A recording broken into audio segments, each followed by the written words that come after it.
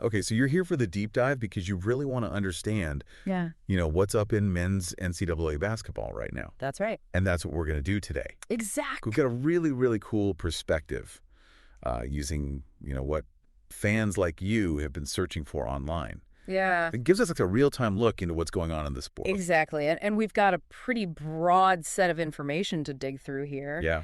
And, it's clear right away what's got everyone's attention. Yeah. We're seeing tons of interest in a potential Florida-Houston matchup. Oh, wow. A lot of questions about who won March Madness recently, Okay. 2025, and even going back to 2024. Okay. And, of course, everyone wants to know about the NCAA championship game. Sure. When it is, where it is, how to watch it, all of that. Oh, of course.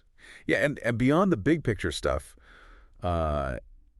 it looks like fans are really digging into the details on specific teams. Yeah. Florida Gators and Houston Cougars, those are coming up a lot. Mm-hmm. And it's not just the teams themselves either, right? Yeah. Oh, no. Player names are popping up all over the place. Absolutely. Will Richard Walter Clayton Jr., Emmanuel Sharp, L.J. Cryer, Alex Condon. Right. Jawan Roberts, Joseph Tugler. Yeah, even Al Horford and Chinyelu. That's right. Okay, so what are we doing with all this? Well, we're going to unpack it. Yeah. Our goal today is to figure out what these searches really tell us, Right. about the big storylines in men's college basketball, Yeah. especially around March Madness and how Florida and Houston might factor into all of that. Okay, great. So where should we start?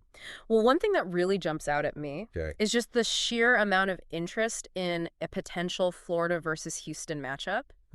Like, people are searching for these two teams together in every way you can imagine. Oh, why? It's not just waiting for the schedule to come out. They're already thinking about this game Wow. and probably speculating on how it might play out. Interesting.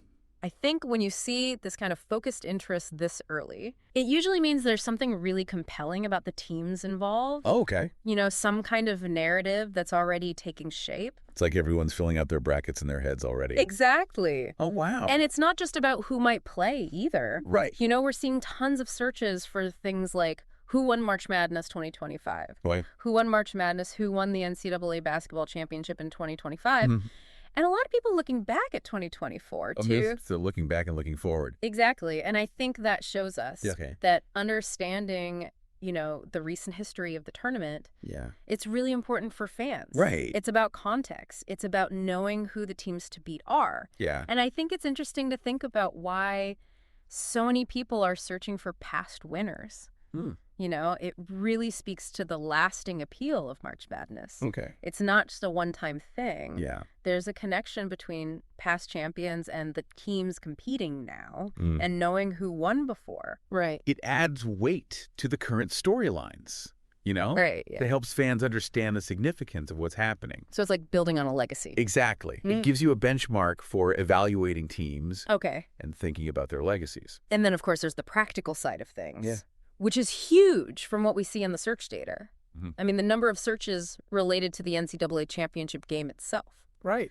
Like, NCAA championship game, when is it? Where is it? Where is it? How to watch it? What channel is it on? Yep. It's a clear sign that fans want to know exactly how to tune in. Absolutely. They don't want to miss, the biggest event in college basketball. I think the really interesting thing about these how to watch searches Okay. is how detailed they are. Okay. People are looking for specific channels, streaming options. It really shows how important it is for fans to have all the information right away. Right. It reflects how we watch things now. Yeah. There are so many different ways to access content, and people want to find the most convenient one for them. Yeah, for sure. Now, shifting gears a bit. Okay. When we look at the searches for specific teams, Yeah. like Florida basketball, Houston basketball, Right. or even just their nicknames, it tells us there's a really dedicated fan base out there. Okay. These aren't just casual mentions. Right. People are actively trying to find information about these programs. They want to stay updated. Exactly. They want to know how they're doing, what their potential is, I see. and then within those team-specific searches, Okay. there are some that hint at a deeper level of interest. Mm. So for Florida, for example, Okay. there are searches for their roster, Mm-hmm. their head coach, Todd Golden, Okay. even a question about a potential women's basketball matchup with Houston. Oh, wow. It all points to fans who are really engaged. Yeah, they're not just skimming the surface. Exactly. They want to know about the people involved, the broader context of the program. And we're seeing a similar pattern with Houston, right? Absolutely. Yeah. Searches for their roster, their coach, Kelvin Sampson. Right, the women's team matchup. Yeah, it seems like fans really want to get the whole picture. For both programs. Yeah, and what's even more interesting is the appearance of specific player names in these searches. Yeah. So for Florida, we're seeing Will Richard and Walter Clayton Jr. being looked up, along with Alex Condon. And on the Houston side, Emmanuel Sharp, Right. LJ Cryer, with some people specifically looking for his stats. Oh, wow. Juwan Roberts, Joseph Tugler, all generating interest. So they're really following the individual players. It's a big part of the college basketball experience. Yeah, I agree. And this is where things get really interesting. Okay. We're also seeing searches about the history of these programs. Oh, well. Things like, has Houston won a national championship in basketball? And similar questions about Florida's championship history. Interesting. It shows that fans are thinking about the historical context. Yeah. And the pedigree of these teams. So not just the current season.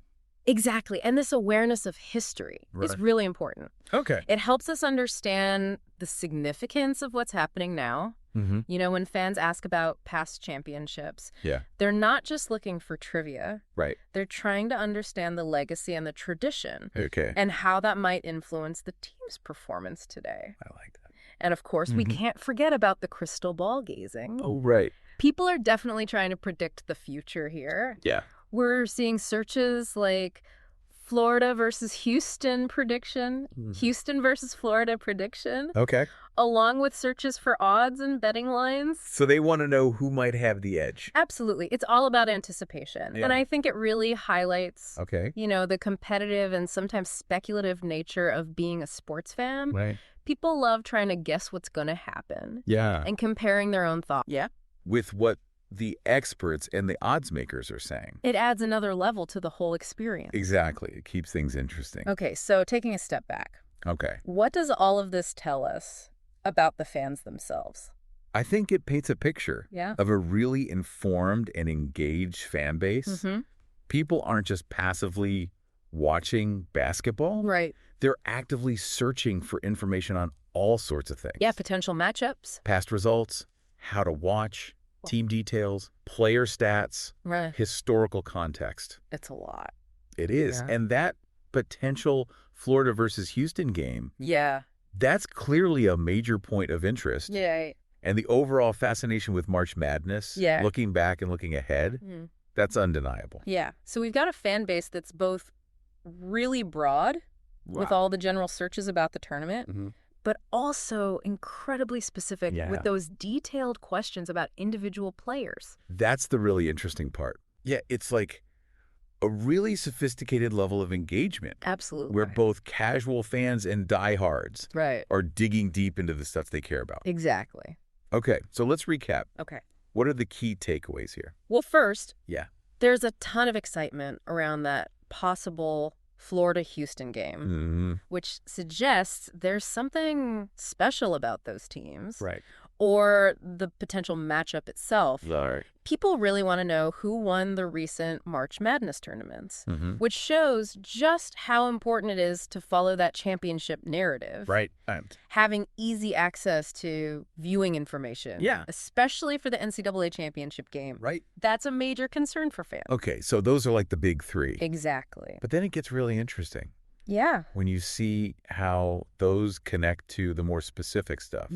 Like the general interest in March Madness goes hand in hand with those searches about Florida and Houston and even individual players. Like Will Richard, Walter Clayton Jr., Emmanuel Sharp, LJ Cryer, Alex Condon, all of them. It's a really multifaceted way of engaging with the sport. Right. And when you consider just how many searches there are and how much variety we're seeing, it makes you wonder. It does. Like, what does this tell us about how fans today are experiencing college basketball and interacting with big events like March Madness? You know, is it all about that instant need for information? Yeah. And the desire to not just follow, but to actually predict the stories of these teams and players. Yeah, like we're not just watching anymore. Exactly. We're trying to figure out what's going to happen next. A whole new level of engagement. It definitely gives you something to think about. That's for sure. Thanks for joining us for the deep dive. Thanks for having me.